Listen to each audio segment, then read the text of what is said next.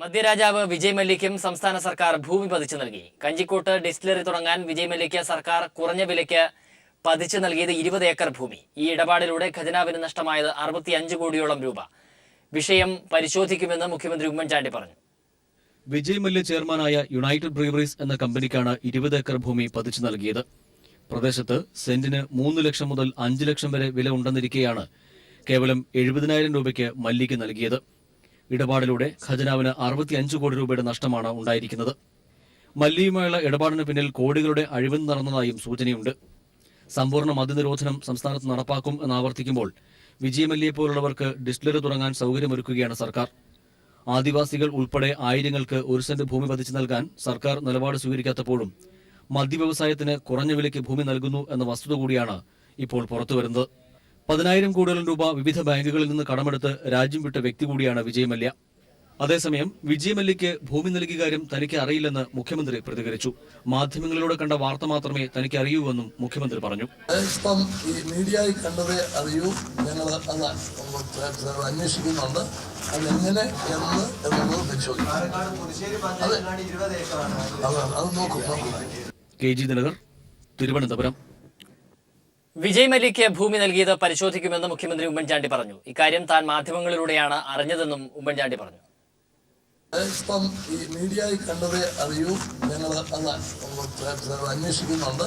അതെങ്ങനെ എന്നുള്ളത് പരിശോധിക്കും. അത് നോക്കും. സംസ്ഥാനത്ത് 60 4 സ്റ്റാർ 3 സ്റ്റാർ ഹോട്ടലുകൾ കൂടി 1 വർഷത്തിനുള്ളിൽ പഞ്ചനക്ഷത്ര പദവിയിലേക്ക് ഉയർന്ന് ബാർ ലൈസൻസ് കരസ്ഥമാക്കാൻ ഒരുങ്ങുന്നു. ഇതോടെ സംസ്ഥാനത്തെ പഞ്ചനക്ഷത്ര ബാറുകളുടെ എണ്ണം 90ലേക്ക് ഉയരും. ഇന്ത്യയിൽ ഏറ്റവും കൂടുതൽ പഞ്ചനക്ഷത്ര ബാറുകളുള്ള സംസ്ഥാനമാകാൻ ഒരുങ്ങുകയാണ് കേരളം. UDF സർക്കാരിന്റെ മദ്യനയത്തിന്റെ ചൂടുപിടിച്ചാണ് കേരളത്തിൽ പഞ്ചനക്ഷത്ര ബാറുകൾ കൂണുപോലെ മുളച്ചുപോകുന്നത്. 5 സ്റ്റാർ പദവിയുള്ള ഹോട്ടലുകൾക്ക് ബാർ ആകാമെന്നാണ് സംസ്ഥാന സർക്കാരിന്റെ മദ്യനയം. ഇനി സർക്കാർ നിരസിച്ചാൽ പോലും ബാർ ഉടമകൾക്ക് സർക്കാരിന്റെ തന്നെ മദ്യനയം ചൂണ്ടിക്കാട്ടി കോടതിയിൽ നിന്ന് അനുകൂല ഉത്തരവ് നേടാനുമാകും. 1 വർഷത്തിനുള്ളിൽ ഇത്തരത്തിൽ 60 പഞ്ചനക്ഷത്ര ബാറുകളാണ് നിലവിൽ വരുന്നത്. ഇതോടെ സംസ്ഥാനത്തെ പഞ്ചനക്ഷത്ര ബാറുകളുടെ എണ്ണം 90 ആകും. 47 3 സ്റ്റാർ 4 സ്റ്റാർ ഹോട്ടലുകളാണ് പുതുക്കിപ്പണിത് ലൈസൻസിനായി തയ്യാറെടുക്കുന്നത്. ഒപ്പം 13 പുതിയ ഹോട്ടലുകളും. ലൈസൻസിനായി 1 കൊല്ലത്തിനുള്ളിൽ അപേക്ഷ നൽകും. സമ്പൂർണ്ണ മദ്യനിരോധനം വാഗ്ദാനം ചെയ്ത UDF സർക്കാർ കൊണ്ടുവന്ന മദ്യനയം സംസ്ഥാനത്തെ സമ്പൂർണ്ണ മദ്യവൽക്കരണത്തിലേക്കാണ് നയിക്കുന്നത്. ലോക്കൽ ബാറുകളിൽ കുടിക്കുന്നവർ വലിയ വില കൊടുത്ത് പഞ്ചനക്ഷത്ര ബാറുകളിൽ കുടിക്കേണ്ടി വരുമെന്ന് മാത്രം. അതേസമയം മദ്യനയം പൊളിച്ചെഴുതിയാലേ പ്രതിസന്ധി പരിഹരിക്കാനാവൂവെന്ന് കോൺഗ്രസ് നേതാവ് TN പ്രതാപൻ പറഞ്ഞു. UDF ഗവൺമെന്റ് നിലവിലുള്ള മദ്യനയത്തിൽ 5 സ്റ്റാർ ഹോട്ടലുകൾക്ക് ബാറുകൾ അനുവദിക്കാം എന്നുള്ളത് പുനരാലോചനയ്ക്ക് വിധേയമാക്കേണ്ട സമയമായി. പുതിയ നയം വേണം. ആ നയത്തിൽ ഒരു കാരണവശാലും 5 സ്റ്റാർ ഹോട്ടലുകൾക്ക് കൂടി ഇനി കേരളത്തിൽ ബാറുകൾ അനുവദിക്കില്ല എന്ന് തീരുമാനമെടുക്കണം. News bureau, Thiruvananthapuram. സർക്കാരിന്റെ മദ്യനയത്തിൽ പൊളിച്ചെഴുത്ത് വേണമെന്ന് TN പ്രതാപൻ പറഞ്ഞു. ഇനിയൊരു 5 സ്റ്റാർ പോലും തുറക്കില്ലെന്ന് ഉറപ്പ് വേണമെന്നും TN പ്രതാപൻ പറഞ്ഞു. UDF ഗവൺമെന്റ് നിലവിലുള്ള മദ്യനയത്തിൽ 5 സ്റ്റാർ ഹോട്ടലുകൾക്ക് ബാറുകൾ അനുവദിക്കാം എന്നുള്ളത് പുനരാലോചനയ്ക്ക് വിധേയമാക്കേണ്ട സമയമായി. പുതിയ നയം വേണം. ആ നയത്തിൽ ഒരു കാരണവശാലും 5 സ്റ്റാർ ഹോട്ടലുകൾക്ക് കൂടി ഇനി കേരളത്തിൽ ബാറുകൾ അനുവദിക്കില്ല എന്ന് തീരുമാനമെടുക്കണം. ആ തീരുമാനമെടുക്കാനുള്ള ആലോചനയാണ് UDF നടത്തിക്കൊണ്ടിരിക്കുന്നത്. UDFന്റെ മദ്യനയം കാപട്യമാണെന്ന് പിണറായി വിജയൻ. മദ്യ നിരോധനമല്ല മദ്യവർജനമാണ് LDFന്റെ നയം. UDFന്റെ മദ്യനയം മൂലം മദ്യം ഒഴുകുകയാണെന്നും പിണറായി പറഞ്ഞു. ഞങ്ങൾ മദ്യനിരോധനത്തിന് ഇല്ലാലോ, പിന്നീട് ടാർഗറ്റ് ഡേറ്റിന്റെ പ്രശ്നമേ വരുന്നില്ലല്ലോ. ഞാൻ പറഞ്ഞില്ലേ, ഞങ്ങൾക്ക് അങ്ങനത്തെ ഒരു കാപട്യ നിലപാടില്ല. 2023 അല്ല, ഇനി ഈ സഹസ്രാബ്ദം തന്നെ പൂർത്തിയായാലും കോൺഗ്രസ് ഉണ്ടാകുമെന്നുള്ളത് പറയാൻ പറ്റൂല. കോൺഗ്രസിന് അങ്ങനെ ഒരു നിലപാടില്ലാതെ എല്ലാവർക്കും അറിയാലോ. അതൊക്കെ ആളുകളെ പറഞ്ഞു പറ്റിക്കുന്നതിന് വേണ്ടി എടുക്കുന്ന നിലപാട് മാത്രമാണെന്ന് എല്ലാവർക്കും അറിയാവുന്നതാണ്.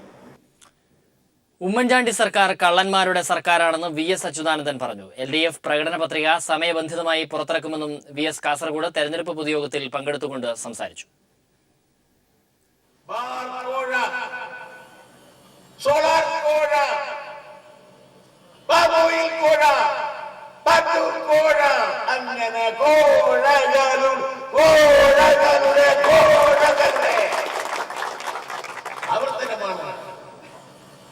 ചാണ്ടിയുടെ ഗവൺമെന്റിന്റെ ഭരണത്തിന്റെ പുറ്റിങ്ങൽ ദുരന്തത്തിൽ കളക്ടർ പോലീസ് പോര് രൂക്ഷമാകുന്നു. കളക്ടറും ക്ഷേത്ര ഭാരവാഹികളും തമ്മിൽ നടത്തിയ കൂടിക്കാഴ്ചയുടെ CCTV ദൃശ്യങ്ങൾ വേണമെന്ന് ക്രൈംബ്രാഞ്ച് ആവശ്യപ്പെട്ടു. സർക്കാർ അനുമതി കിട്ടിയാലേ നൽകൂവെന്ന നിലപാടിലാണ് കളക്ടർ. ഇക്കാര്യത്തിൽ കോടതിയെ സമീപിക്കാനൊരുങ്ങി നിൽക്കുകയാണ് ക്രൈംബ്രാഞ്ച്. വിവരങ്ങളുമായി രാജ്കുമാർ ചേരുന്നു. രാജ്കുമാർ പറയൂ. ഇത് IAS IPS പോരുന്നു എന്നുള്ളതിനപ്പുറം ഇതില് ഈ പുറ്റിങ്ങൽ ദുരന്തവുമായി ബന്ധപ്പെട്ട യഥാർത്ഥ കുറ്റവാളി ആരാണെന്ന് കണ്ടെത്താനുള്ള ഒരു ശ്രമമല്ല ഇപ്പോൾ നടന്നുകൊണ്ടിരിക്കുന്നത്. അതേസമയം അവരവരുടെ ഉത്തരവാദിത്തത്തിൽ നിന്ന് ഒഴിഞ്ഞു മാറുന്നതിന്റെ ഏറ്റവും ഒടുവിലത്തെ ഉദാഹരണമാണ് ഇപ്പോൾ നമ്മൾ ഈ പുറത്തുവിട്ടിരിക്കുന്ന വാർത്ത. ക്രൈംബ്രാഞ്ച്, അതായത് അമ്പല കമ്മിറ്റി ഭാരവാഹികളാണ് ഇതിൽ മൊഴി നൽകിയിട്ടുള്ളത്. ജില്ലാ കളക്ടർ വാക്കാലുള്ള ഈ നിർദ്ദേശം തന്നിരുന്നു. പോലീസിന്റെ അനുമതി കിട്ടിയാൽ, പോലീസ് അനുമതി റിപ്പോർട്ട് നൽകിയാൽ ഇത് പരിഗണിക്കാമെന്ന് കളക്ടർ പറഞ്ഞിരുന്നതായി അമ്പല കമ്മിറ്റി ഭാരവാഹികൾ ക്രൈംബ്രാഞ്ചിന് മൊഴി നൽകിയിരുന്നു. അതേസമയം അമ്പല കമ്മിറ്റി ഭാരവാഹികൾ എപ്പോഴൊക്കെയാണ് കളക്ടറേറ്റിൽ എത്തിയതെന്നും ഇതിൽ ജില്ലാ കളക്ടറുമായും AGMുമായും എപ്പോഴൊക്കെ സംസാരിച്ചു, അത് ഏതൊക്കെ തീയതികളിലാണ് തുടങ്ങിയ കാര്യങ്ങൾ പരിശോധിക്കുന്നതിനാണ് CCTV ദൃശ്യങ്ങൾ ആവശ്യപ്പെട്ടുകൊണ്ട് ക്രൈംബ്രാഞ്ച് അന്വേഷണ ഉദ്യോഗസ്ഥനായ SP ശ്രീധരൻ കളക്ടറിന് അപേക്ഷ സമർപ്പിച്ചത്. അതേസമയം ഇക്കാര്യത്തിൽ അത് ജില്ലാ കളക്ടർ സ്വീകരിച്ച നിലപാടും ഒപ്പം ജില്ലാ ഭരണകൂടത്തിന്റെ ഇക്കാര്യത്തിലുള്ള നിലപാട് ജുഡീഷ്യൽ എൻക്വയറി, ജുഡീഷ്യൽ അന്വേഷണം പ്രഖ്യാപിച്ച സാഹചര്യത്തിൽ കളക്ടറേറ്റിൽ നിന്ന് ബന്ധപ്പെട്ട ഏതെങ്കിലും രേഖകൾ പോലീസിനോ മറ്റു ഉദ്യോഗസ്ഥർക്കോ നൽകണമെങ്കിൽ സംസ്ഥാന ഗവൺമെന്റിന്റെ അനുമതി വേണം. സംസ്ഥാന സർക്കാർ ഇതിന് അത് കത്ത് നൽകിയിട്ടുണ്ട്. അതിന് മറുപടി ലഭിച്ച ശേഷം മാത്രമേ നൽകാനാകൂ എന്നുള്ള നിലപാടാണ് ജില്ലാ ഭരണകൂടത്തിന്റേത്. ഇത് തന്നെ ക്രൈംബ്രാഞ്ചും ചൂണ്ടിക്കാട്ടുന്നു. ക്രൈംബ്രാഞ്ചാണ് ഇക്കാര്യങ്ങൾ പറഞ്ഞത്. അതേസമയം ഇതിനെതിരെ ക്രൈംബ്രാഞ്ചിന്റെ നീക്കം കോടതിയെ സമീപിച്ചുകൊണ്ട് കളക്ടറേറ്റിലെ CCTV ദൃശ്യങ്ങൾ വാങ്ങാമെന്നുള്ളതാണ്. ഇപ്പോൾ അതിന്റെ നിയമ നടപടിയുമായി മുന്നോട്ട് പോകാനാണ് ക്രൈംബ്രാഞ്ച് സംഘത്തിന്റെ തീരുമാനം. രാജ്കുമാറാണ് വിവരങ്ങൾ പങ്കുവച്ചത്. പുതിയ 8 ബാറുകൾ അനുവദിച്ച സർക്കാർ നടപടിക്കെതിരെ UDF യോഗത്തിൽ സുധീരന്റെയും കുഞ്ഞാലിക്കുട്ടിയുടെയും വിമർശനം. ബാറുകൾ അനുവദിച്ചത് തെരഞ്ഞെടുപ്പിൽ മേൽക്കൈ നഷ്ടപ്പെടുത്തിയെന്ന് സുധീരൻ. തെരഞ്ഞെടുപ്പ് സമയത്ത് ബാറുകൾ അനുവദിച്ചത് ഉചിതമായില്ലെന്ന് കുഞ്ഞാലിക്കുട്ടിയും പറഞ്ഞു. അനുവദിച്ചവ പൂട്ടാനാകില്ലെന്ന് മുഖ്യമന്ത്രിയും നിലപാടെടുത്തു. എല്ലാവർക്കും ഭക്ഷണം, വീട്, ആരോഗ്യമെന്ന പ്രഖ്യാപനത്തോടെ UDF പ്രകടന പത്രിക പുറത്തിറക്കി. വിവരങ്ങളുമായി MR സജേഷ് ചേരുന്നു. സജേഷ്. സുരാജ്, UDFന്റെ പ്രകടന പത്രിക പുറത്തിറക്കാൻ ചേർന്ന യോഗമാണ് പുതിയ ബാറുകൾ അനുവദിച്ച സാഹചര്യം ചർച്ച ചെയ്തത്. വലിയ വിവാദമായതോടുകൂടിയായിരുന്നു UDF യോഗം ഇക്കാര്യം ചർച്ചയ്ക്കെടുത്തത്. സർക്കാരിന്റെ തീരുമാനത്തിനെതിരെ VM സുധീരൻ വിമർശനം ഉന്നയിക്കുകയായിരുന്നു. തെരഞ്ഞെടുപ്പിൽ മേൽക്കൈ ഉള്ളത് നഷ്ടപ്പെടുത്താൻ ഇടയാക്കുന്ന തീരുമാനങ്ങളാണ് സർക്കാരിന്റെ ഭാഗത്തു നിന്ന് വരുന്നതെന്ന് സുധീരൻ കർക്കശ നിലപാട് യോഗത്തിൽ സ്വീകരിച്ചു. ഈ നിലപാടിനോട് PK കുഞ്ഞാലിക്കുട്ടിയും യോജിച്ചു. പുതിയ ബാറുകൾ അനുവദിച്ച സാഹചര്യം ഒരു തരത്തിലും അംഗീകരിക്കാനാവില്ലെന്ന നിലപാടാണ് കുഞ്ഞാലിക്കുട്ടിയും സ്വീകരിച്ചത്. മദ്യനയത്തിൽ കർക്കശമായ വ്യവസ്ഥകൾ വേണമെന്നും കുഞ്ഞാലിക്കുട്ടി ആവശ്യപ്പെട്ടു.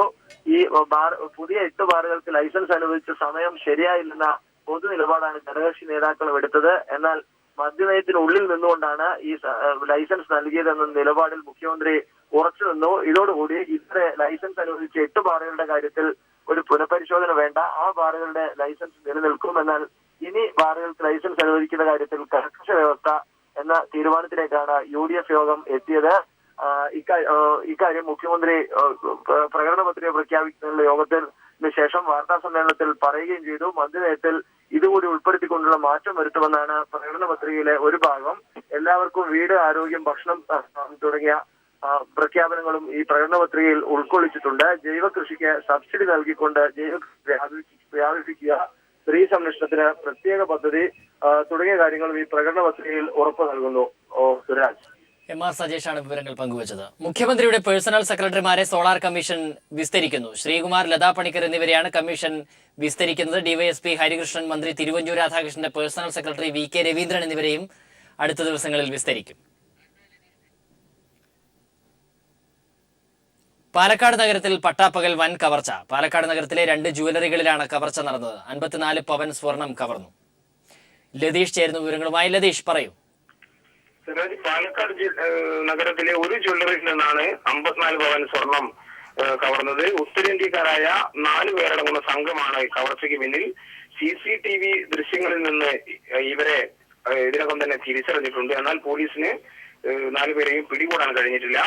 3 സ്ത്രീകളും ഒരു പുരുഷനും അടങ്ങുന്ന സംഘമാണ് ജ്വല്ലറിയിലെത്തിയത്.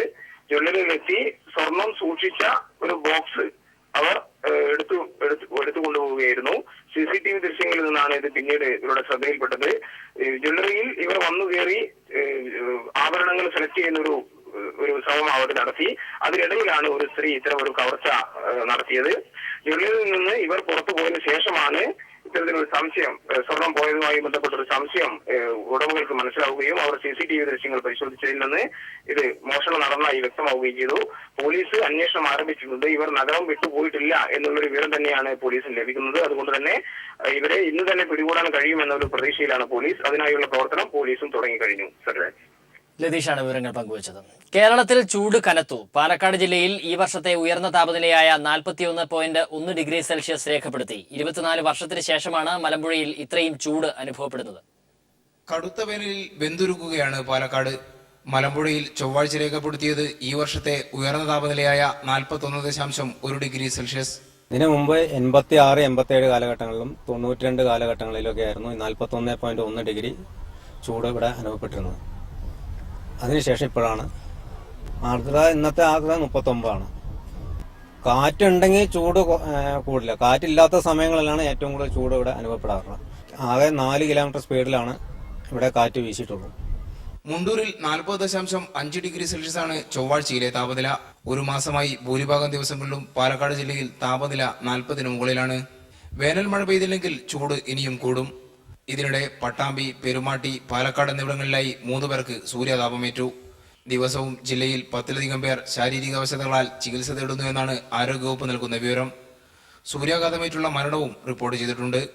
ചൂട് കൂടിയതോടെ കുടിവെള്ളക്ഷാമം കൂടുതൽ പ്രദേശങ്ങളിലേക്ക് വ്യാപിച്ചു.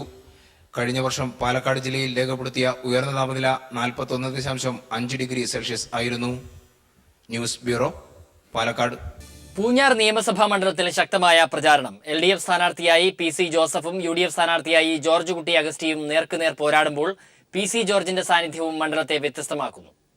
2011 15,704 വോട്ടുകളുടെ ഭൂരിപക്ഷത്തിനായിരുന്നു UDF പക്ഷത്തായിരുന്ന PC ജോർജ് പൂഞ്ഞാറിൽ നിന്നും നിയമസഭയിലെത്തിയത്. എന്നാൽ 2014 ലോക്സഭാ തെരഞ്ഞെടുപ്പിൽ നിയമസഭാ മണ്ഡല പരിധിയിൽ UDF ലീഡ് 2,761 വോട്ടുകളായി കുറഞ്ഞു.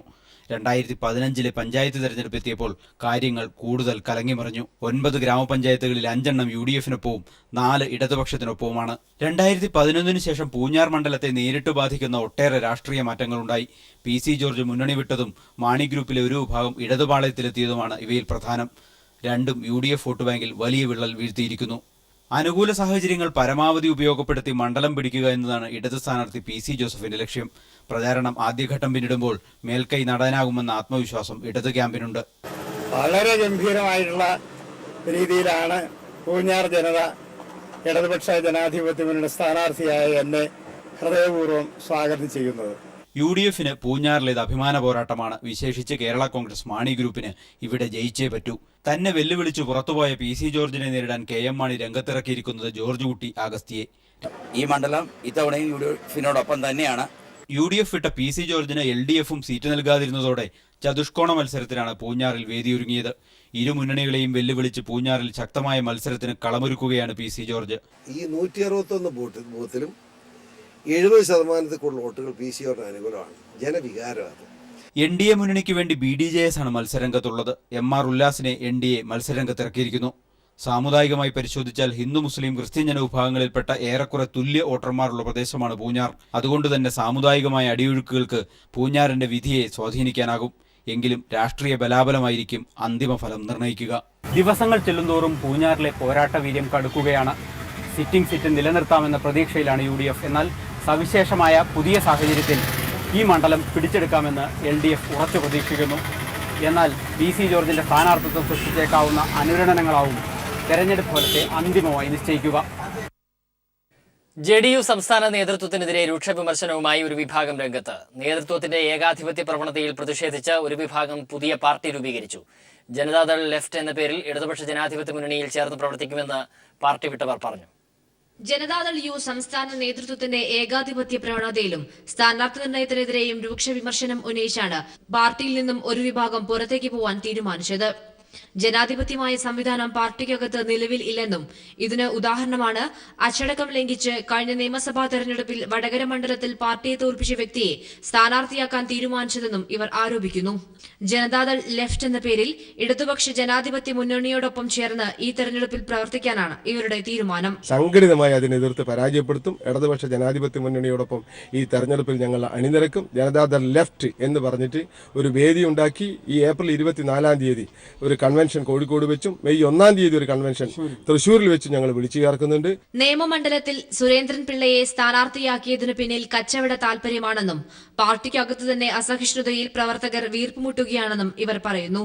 മുൻ ജില്ലാ പഞ്ചായത്ത് പ്രസിഡന്റും സംസ്ഥാന കമ്മിറ്റി അംഗവുമായിരുന്ന കാഞ്ഞിക്കാവ് കുഞ്ഞികൃഷ്ണൻ മാസ്റ്റർ, ജില്ലാ സെക്രട്ടറി എടയത്ത് ശ്രീധരൻ എന്നിവരുടെ നേതൃത്വത്തിലാണ് പുതിയ പാർട്ടിക്ക് രൂപം നൽകിയത്. ഈ മാസം 24 കോഴിക്കോട്ടും മെയ് 1 തൃശൂരും പാർട്ടി കൺവെൻഷൻ വിളിച്ചു ചേർക്കും. News bureau, Kozhikode.